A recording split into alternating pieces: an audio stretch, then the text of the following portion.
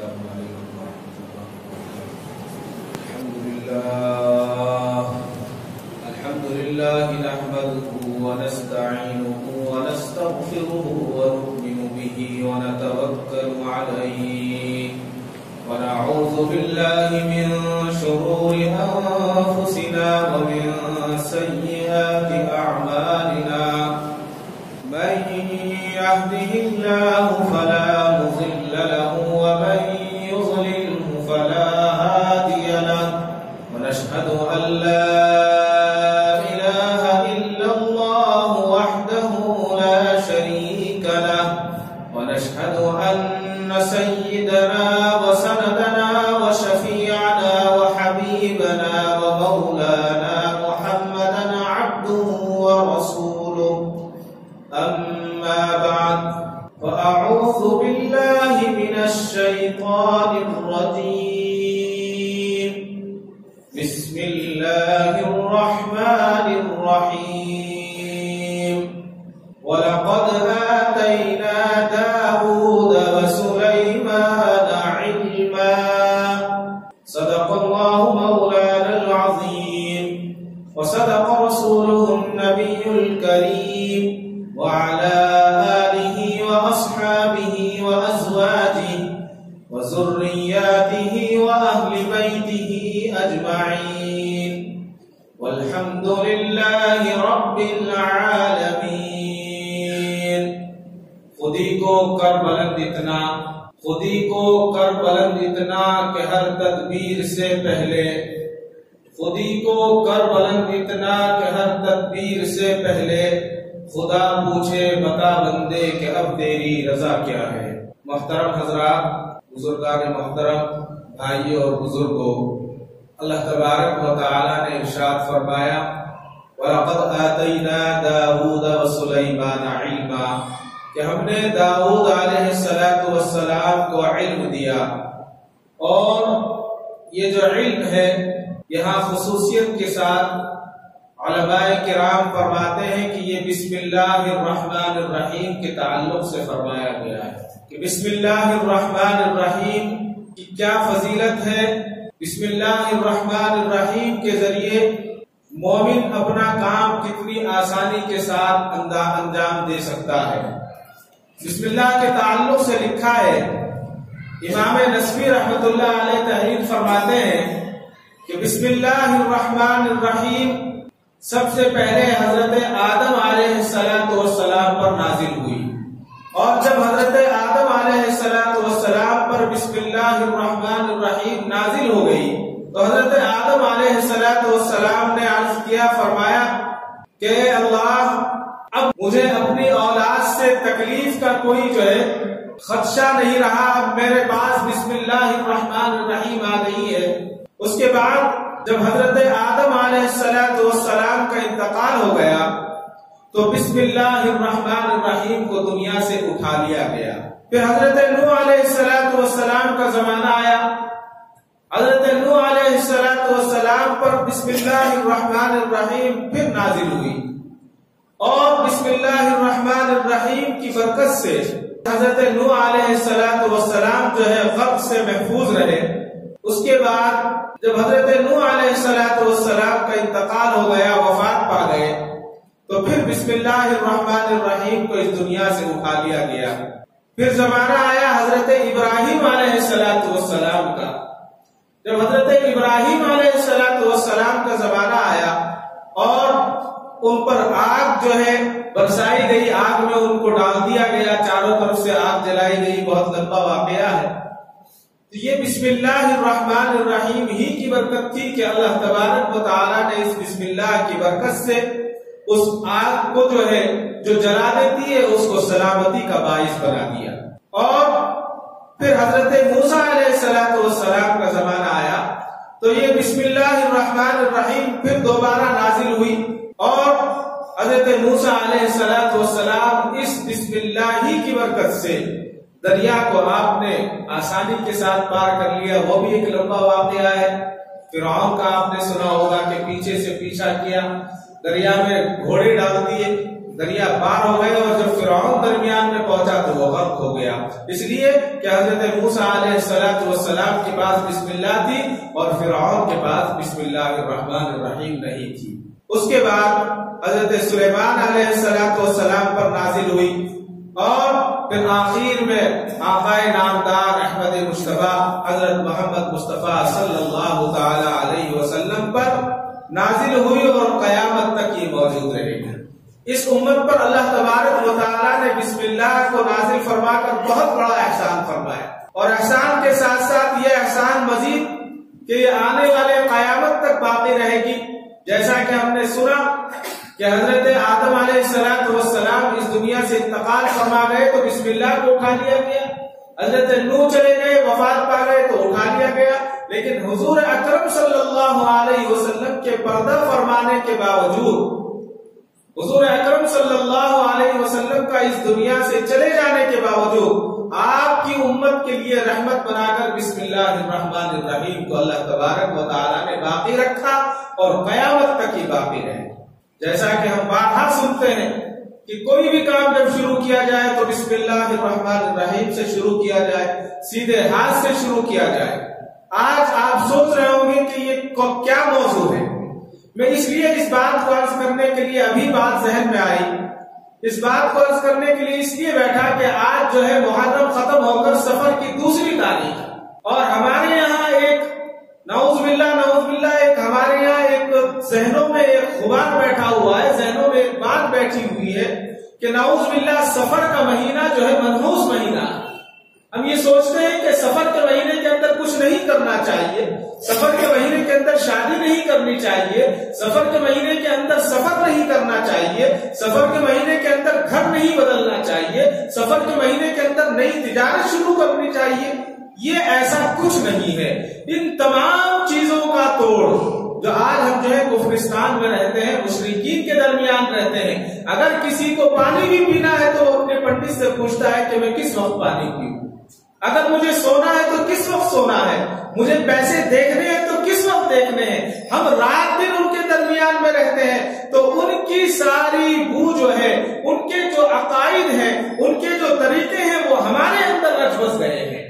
اللہ تبارک و تعالیٰ نے ہمیں بسم اللہ الرحمن الرحیم اتنی عمدہ چیز عطا فرما دی ہے، کوئی بھی وقت ہو، کوئی بھی دن ہو، کوئی بھی لمحہ ہو، کوئی بھی مہینہ ہو اور کوئی بھی جگہ ہو، اگر آپ بسم اللہ الرحمن الرحیم پڑھنے کے بعد کام شروع کر دیں گے تو آپ کا کام مکمل ہو جائے گا۔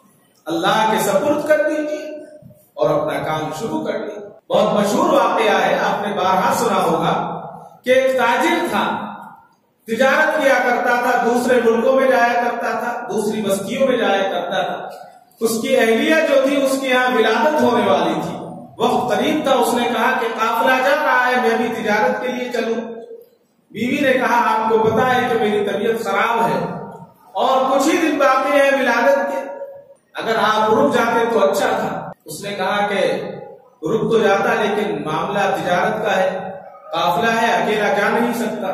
کہا کہ ہونے والی اولاد کو میں اللہ کے سپرد کرتا ہوں اور اللہ تعالیٰ اس کا نگہبان ہے، وہی اس کو دیکھنے والا ہے، تمام چیزیں وہی کرنے والا ہے، اور یہ اللہ کے سپرد اولاد کو کیا اور نکل گیا، سفر میں چلا گیا۔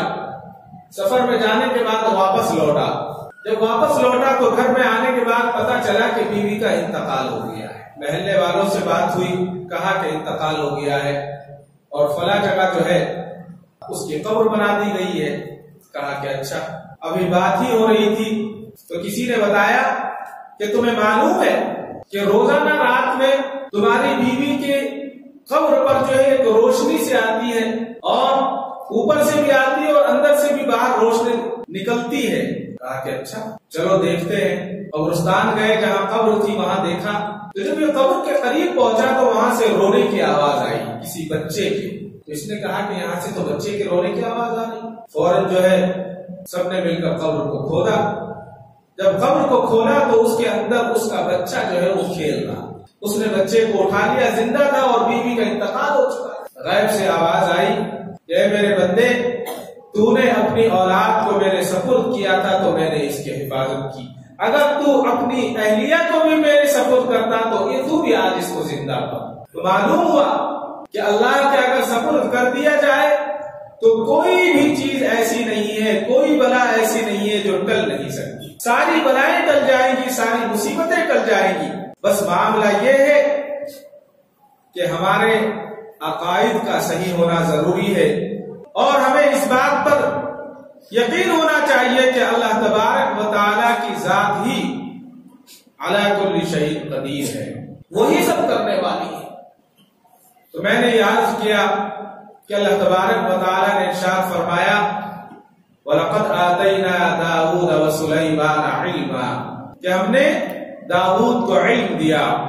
حضرت جنید رحمۃ اللہ علیہ فرماتے ہیں کہ بسم اللہ الرحمن الرحیم اللہ تبارک و تعالیٰ نے سکھلائی، اور خدا تعالیٰ کا قول ہے بسم اللہ الرحمن الرحیم. جب یہ الفاظ اہل معرفت کے کانوں میں پڑھتے ہیں، اللہ کے بندوں کے کانوں میں پڑھتے ہیں، تو وجود خداوندی کے علاوہ ان کی عقل و فہم میں اور کچھ نہیں آتا. ان کو یہ یقین ہو جاتا ہے کہ جو بھی کرنے والی ذات ہے، دنیا کے اندر جو بھی ہو رہا ہے وہ صرف اور صرف اللہ تبارک و تعالیٰ کے حکم سے ہو رہا ہے. حضرت ابن عباس رضی اللہ تعالیٰ عنہ سے روایت ہے، فرماتے ہیں کہ اللہ کے نبی صلی اللہ علیہ وسلم نے ارشاد فرمایا کہ جس چیز پر ہمارا نام لیا جائے گا اس میں ہم برکت دیں گے. حضرت علی رضی اللہ تعالیٰ عنہ ارشاد فرماتے ہیں کہ جب بسم اللہ الرحمن الرحیم نازل ہوئی تو پہاڑوں سے آواز آنے لگی. بسم اللہ الرحمن الرحیم نازل ہوئی تو پہاڑوں سے آواز آنے لگی، حتیٰ کہ ہم نے اس کی گونج کو سنا، اور اس پر کفار کہنے لگے کہ نعوذ باللہ محمد عربی صلی اللہ علیہ وسلم نے پہاڑوں پر جادو کر دیا ہے. حضرت نبی اکرم صلی اللہ علیہ وسلم نے ارشاد فرمایا جب کوئی مومن بندہ بسم اللہ پڑھتا ہے تو اس کے ساتھ پہاڑ بھی تسبیح کرنے لگتے ہیں، لیکن وہ تسبیح ہم سن نہیں سکتے. ہمارے کان اتنے قوی اور اتنے طاقتور نہیں ہیں کہ ہم پہاڑوں کی تسبیح کو سنیں. نبی اکرم صلی اللہ تعالی علیہ وسلم نے فرمایا جس دعا کے پہلے بسم اللہ ہو مردود نہیں ہوتی. جس دعا سے پہلے بسم اللہ پڑھ دی جائے وہ مردود نہیں ہوتی، اور انشاءاللہ اپنے انجام کو پہنچتی ہے. اور اس میں اعظم میں اور بسم اللہ میں اتنا ہی فرق ہے جتنا کہ آنکھ کی سفیدی اور آنکھ کی سیاہی میں ہوتا ہے. اور بسم اللہ الرحمن الرحیم اگر یقین کے ساتھ پڑھی جائے تو مومن ہی کے لیے نہیں بلکہ مشرک کے بھی کام آتی ہے. بہت سارے واقعات ہیں. حضرت نسوی نے لکھا ہے کہ جب قابیل نے حابیل کو قتل کیا حضرت آدم علیہ السلام کے بیٹے نے، تو آدم علیہ السلام پر بڑی تکلیف کا وقت گزرا. خدا نے ان کے پاس وحی بھیجی کہ ہم نے زمین کو آپ کا مطیع کر دیا، یعنی آپ کا فرمانبردار بنا دیا زمین کو. تو حضرت آدم علیہ السلام نے زمین سے کہا کہ اس کو پکڑ لے، یعنی قابیل کو پکڑ لے. جب حضرت آدم علیہ السلام نے زمین کو حکم دیا اور حضرت آدم علیہ السلام نے قابیل کو پکڑنا چاہا تو قابیل نے کہا کہ اے زمین بسم اللہ الرحمن الرحیم کے طفیل مجھ کو ہلاک مت کرنا. یہ جو ہے گنہگار کہہ رہا ہے کہ بسم اللہ الرحمن الرحیم کے بدلے مجھ کو ہلاک مت کرنا. چنانچہ خدا کا حکم ہوا، اللہ تبارک و تعالیٰ نے فرمایا کہ زمین اس کو چھوڑ دے، اس نے بسم اللہ الرحمن الرحیم کا طفیل اور وسیلہ مانگا ہے. تو اس سے پتہ یہ چلا کہ اگر ایمان والا کرے گا تو اس کے کتنے فائدے ہوں گے. اللہ تبارک و تعالیٰ نے اپنی کتاب کو 3 ناموں سے شروع کیا، اور مخلوق بھی 3 قسم کی ہے. انسان جو ہے وہ 3 قسم کے ہوتے ہیں. ایک تو ظالم ہوتے ہیں، اور ایک میاں روادار ہوتے ہیں، ایک سبقت لے جانے والے ہوتے ہیں. بس اللہ سبقت لے جانے والوں کے لیے ہے، رحمان میانہ روی اختیار کرنے والوں کے لیے ہے، اور رحیم ظالموں کے لیے ہے. اللہ تبارک و تعالیٰ نے حضرت موسیٰ علیہ السلام کے پاس وحی بھیجی کہ میں نے حضرت محمد عربی صلی اللہ تعالی علیہ وسلم کی امت کو 3 نام سے افضل کیا ہے. حضرت موسیٰ نے پوچھا کہ اللہ اے میرے رب وہ کیا ہے؟ ارشاد ہوا بسم اللہ الرحمن الرحیم. اتفاق سے ان کے پاس ایک اندھا بیٹھا ہوا تھا. حضرت موسیٰ علیہ السلام کے پاس اندھا بیٹھا ہوا تھا. وہ کہنے لگا اے پروردگار ان ناموں کی برکت سے مجھے آنکھیں عنایت کیجیے. خدا کے حکم سے اسی وقت وہ اندھا جو ہے بینا ہو گیا. اس کو جو ہے اللہ تبارک و تعالیٰ نے آنکھیں عطا فرما دی. اور لکھا ہے جب قیامت کا دن ہوگا اور اس امت کے اعمال نامے لے جائے جائیں گے تو ان کی ایک ایک رکعت دوسروں کی ہزار رکعت سے زیادہ وزنی ہوں گی. ان کے اعمال اس سے زیادہ بڑھے ہوئے ہوں گے.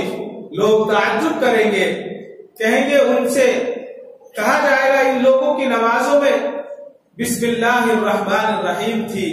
حدیث میں آتا ہے کہ اے ابو ہریرہ جب تو وضو کرنے لگے تو بسم اللہ الرحمن الرحیم کہہ لیا کر. بسم اللہ الرحمن الرحیم کہہ لیا کر, کیونکہ نگہبان فرشتے جب تک تو فارغ نہ ہوگا برابر تیرے نامہ اعمال میں نیکیاں لکھتے رہیں گے یہاں تک کہ تو وضو کر چکا ہوگا.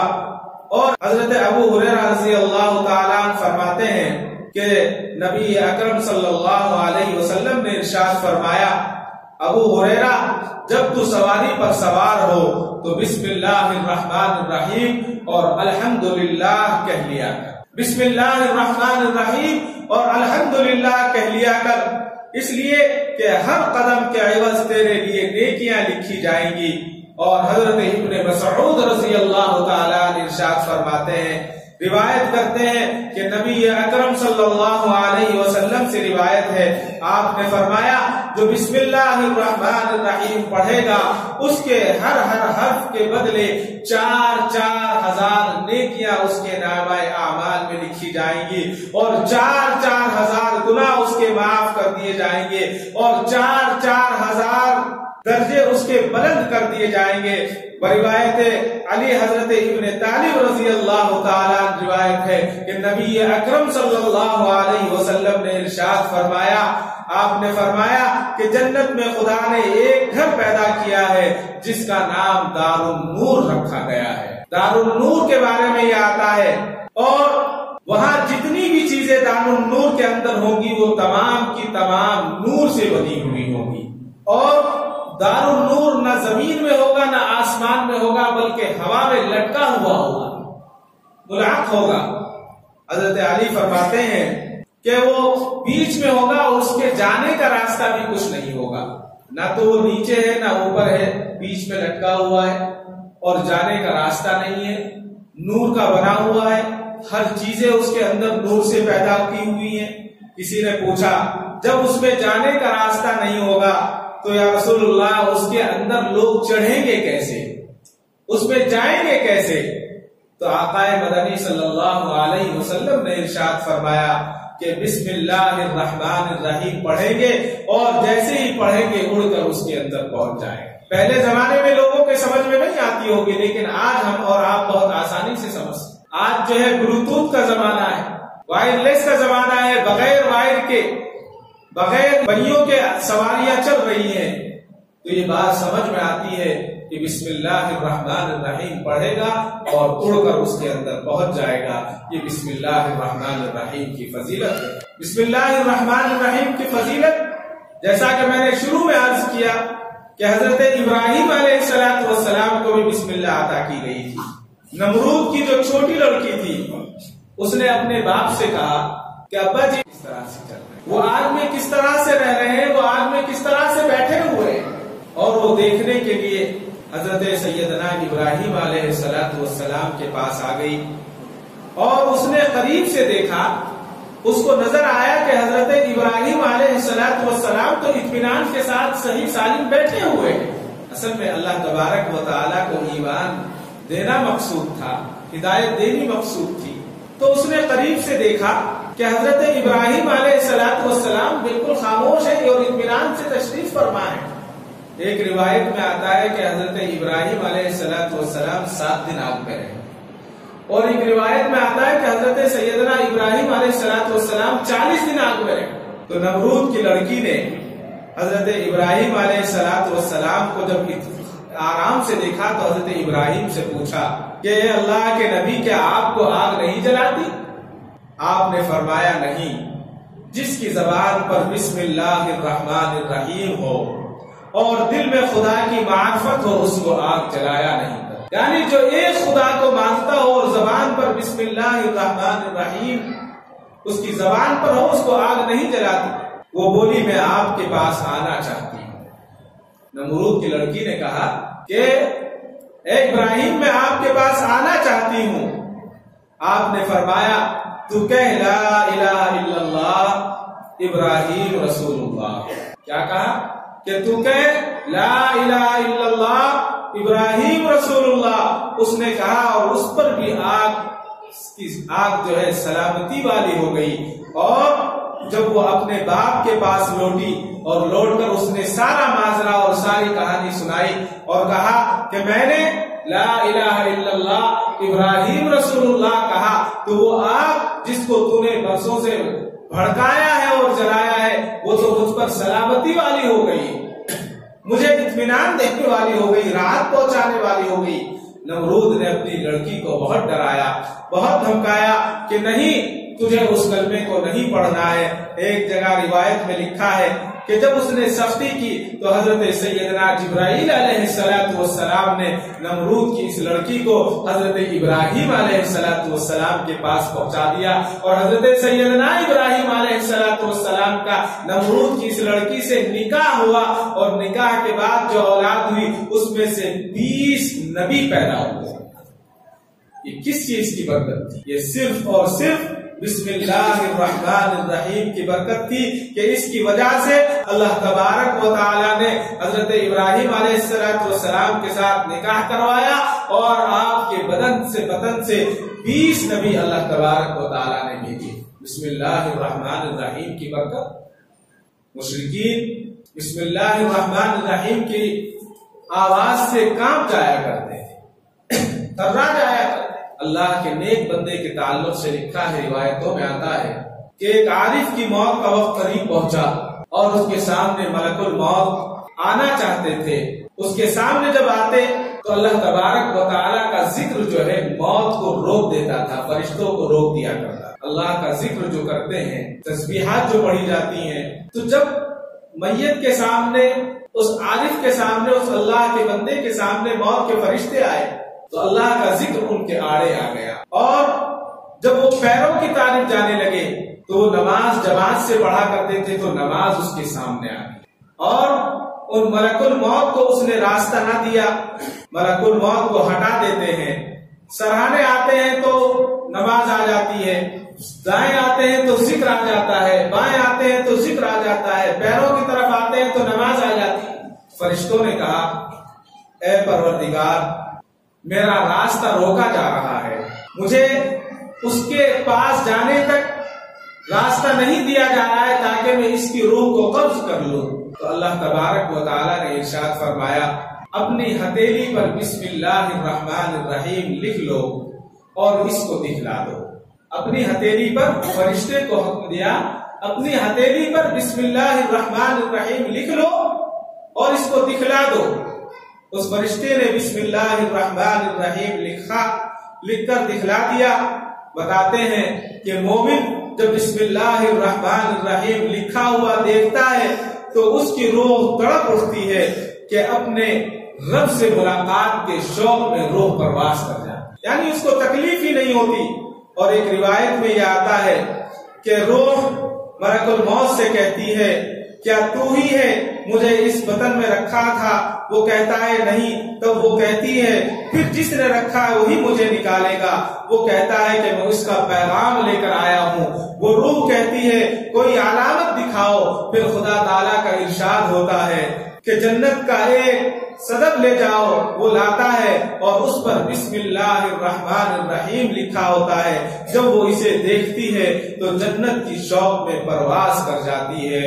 اور مذکور ہے کہ گلے سیب کا سونگنا جو ہے جیسے دماغ کو طاقت دیتا ہے، اسی طرح سے بسم اللہ الرحمن الرحیم کو مومن کی روح دیکھ کر خوشبو کی طرف مائل ہوتی ہے اور قوت کے ساتھ جو ہے شوق کے ساتھ اللہ تبارک و تعالیٰ سے ملنے کے لیے پرواز کر جاتی ہے۔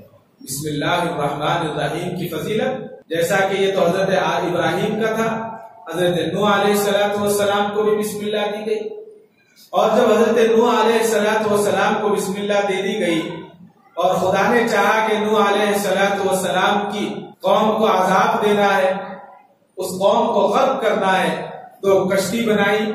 وہ ساری چیزیں آپ نے سنی ہے بارہا۔ حضرت نوح علیہ السلام کو حکم کشتی بنائی جائے۔ جب کشتی بن گئی تو حضرت نوح علیہ السلام کو حکم ہوا کہ اس میں بسم اللہ الرحمن الرحیم نہیں لکھنا ہے، بلکہ یہ لکھنا ہے کہ بسم اللہ مجریہا و مرساہا۔ بسم اللہ الرحمن الرحیم نہیں لکھنا ہے۔ اگر بسم اللہ الرحمن الرحیم لکھتے تو پھر وہ عذاب جو آنے والا تھا وہ عذاب نہ آتا، اللہ تبارک و تعالیٰ اس عذاب کو ٹال دے۔ بسم اللہ کی فضیلت اتنی فضیلت ہے، آپ نے وہ حکایت بارہا سنی ہے کہ ایک ڈاکو تھا، اس کی اہلیہ حمل سے تھی، اور ڈاکو کا آخری وقت آ گیا۔ اپنی بیوی کو اس نے ہدایت کی، میرا انتقال ہونے والا ہے، میں نے کوئی نیک کام نہیں کیا، لیکن تم میرے بچے کو، جو میرا بچہ ہوگا، اس کو جو ہے مکتب میں پڑھانا، دینی تعلیم حاصل کرانا۔ شوہر کا انتقال ہو گیا۔ انتقال ہونے کے بعد جب بچہ 2-3 سال کا ہوا، اس بچے کو لے کر ماں مکتب میں گئی، مسجد میں گئی، بیوی مسجد میں گئی اور جا کر اپنے امام صاحب سے کہا کہ حضرت آپ کو معلوم ہے کہ یہ بچہ کس کا ہے؟ مشہور ڈاکو کا بچہ ہے، اس کے باپ نے ہمیشہ گناہ کیے ہیں، لیکن اس کی ایک ہمیشہ خواہش رہی کہ اس کا بچہ دینی تعلیم حاصل کرے، اللہ کے کلام کو پڑھے۔ استاد نے اس کو بٹھا لیا اور محبت سے کہا کہ پڑھو بسم اللہ الرحمن الرحیم۔ بچے نے اپنی توتلی زبان سے پڑھا بسم اللہ الرحمن الرحیم۔ باپ کو عذاب قبر ہو رہا تھا، ادھر بسم اللہ پڑھا اور اللہ کی رحمت کو جوش آ گیا۔ اللہ نے کہا اس کا چھوٹا سا بچہ توتلی زبان سے کہہ رہا ہے بسم اللہ الرحمن الرحیم، شروع کرتا ہوں اس کے نام سے جو بڑا مہربان اور نہایت رحم والا ہے۔ یہ مجھے بڑا مہربان کہے اور نہایت رحم والا کہے اور میں اس کے باپ کو عذاب قبر دوں، یہ کیسے ہو سکتا ہے؟ حکم دیا فرشتوں کو کہ اس کے باپ سے عذاب قبر کو ہٹا لیا جائے۔ بسم اللہ الرحمن الرحیم پڑھ کر کوئی بھی کام شروع کیا جائے، اللہ تبارک و تعالیٰ اس کو مکمل فرماتے ہیں۔ حضرت سلیمان علیہ السلام نے ہدہد کو بلقیس کے پاس بھیجا۔ اس وقت سارے پرندے کہنے لگے کہ تو اکیلا ہے، کیسے جائے گا؟ اور تجھے معلوم ہے کہ اس کے یہاں ہزاروں کی فوج لگی ہوئی ہے اور 4000 شکاری وہاں موجود ہیں، تو وہاں گزر نہیں سکتا، تو بلقیس کے محل میں کیسے جا کر پیغام پہنچائے گا؟ تو ہدہد نے جواب دیا، وہ تو ایک پرندہ ہے معمولی سا، اس نے کہا کہ تم جانتے نہیں ہو میرے پاس بسم اللہ الرحمن الرحیم ہے، مجھے دنیا کی کوئی چیز جو ہے نقصان نہیں پہنچا سکتی۔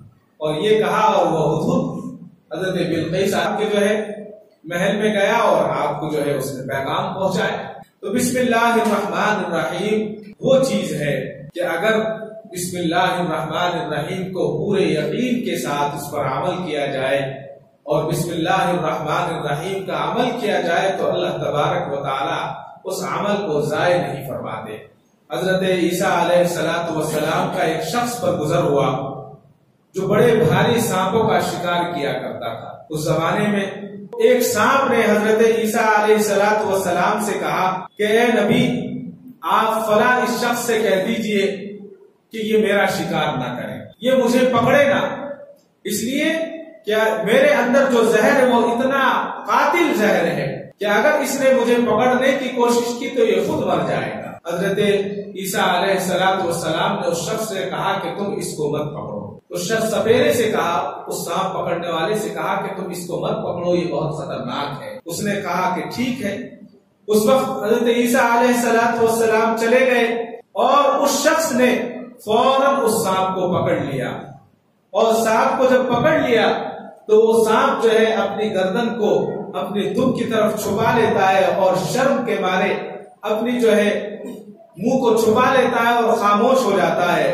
تو حضرت عیسیٰ علیہ السلام نے دیکھا تو یہ تو کہہ رہا تھا کہ یہ سانپ میرے اندر اتنا سخت زہر ہے کہ یہ اس سے مر جائے گا، میرے زہر سے ختم ہو جائے گا، اور اب یہ گردن چھپا رہا ہے، یعنی یہ جھوٹ بول رہا تھا۔ تو سانپ کو اللہ نے زبان عطا کی اور سانپ نے کہا کہ اے روح اللہ، اس نے مجھے اپنے زور سے نہیں پکڑا، یعنی اپنی طاقت سے نہیں پکڑا، بلکہ مجھے بسم اللہ الرحمن الرحیم کے عمل سے اس نے میرے اوپر جو ہے مجھ پر یہ غالب ہو گیا اور میرے زہر کو اس نے باطل کر دیا، یعنی میرے زہر کو اس نے ختم کر دیا۔ اور بسم اللہ الرحمن الرحیم کے تعلق سے یہ آتا ہے کہ آج کل والدین اپنے بچوں سے ناراض، کہ سب کہتے ہیں کہ ہماری اولاد نافرمان ہے، باپ بیٹے سے ناراض، بیٹا باپ سے ناراض، اس لیے کہ ہم نے بسم اللہ کو اپنی زندگی سے ہٹا دیا تو اللہ تبارک و تعالیٰ نے یہ نافرمانیاں ہمارے اندر ڈال دی۔ ایک حکایت میں لکھا ہے کہ ایک یہودی تھا اور وہ کسی یہودن سے محبت کرتا تھا اور اس کو دل میں بہت زیادہ چاہتا تھا۔ تو اس زمانے میں ایک شیخ عطا تھے، تو شیخ عطا رحمۃ اللہ علیہ کے پاس وہ یہودی گیا اور اس نے کہا کہ فلاں یہودن جو عورت ہے میں اس سے بے پناہ محبت کرتا ہوں، تم ایسا کرو، کچھ ایسا کر دو کہ وہ بھی مجھ سے محبت کرنے لگے۔ تو حضرت شیخ عطا رحمۃ اللہ علیہ نے ایک اس کو پرچہ دیا اور وہ پرچہ جو ہے کہا کہ تم اس کو کھا لو۔ تو اس یہودی نے وہ پرچہ کھا لیا۔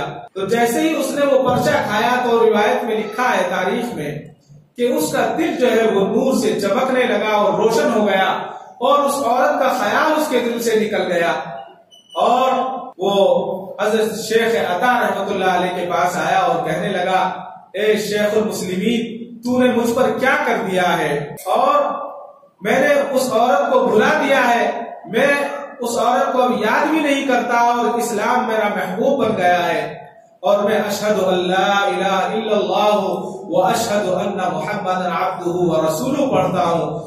جب عورت نے سنا تو شیخ کی خدمت میں حاضر ہوئی اور شیخ عطا رحمۃ اللہ علیہ سے کہا امام المسلمین، میں ہی وہ عورت ہوں جس پر وہ فریفتہ تھا، اور میں نے خواب میں دیکھا کہ کوئی کہنے والا کہہ رہا ہے کہ اگر تجھے جنت درکار ہے تو شیخ عطا کی خدمت میں جا۔ انہوں نے کہا اس سے کہ تو بھی بسم اللہ الرحمن الرحیم پڑھ لے۔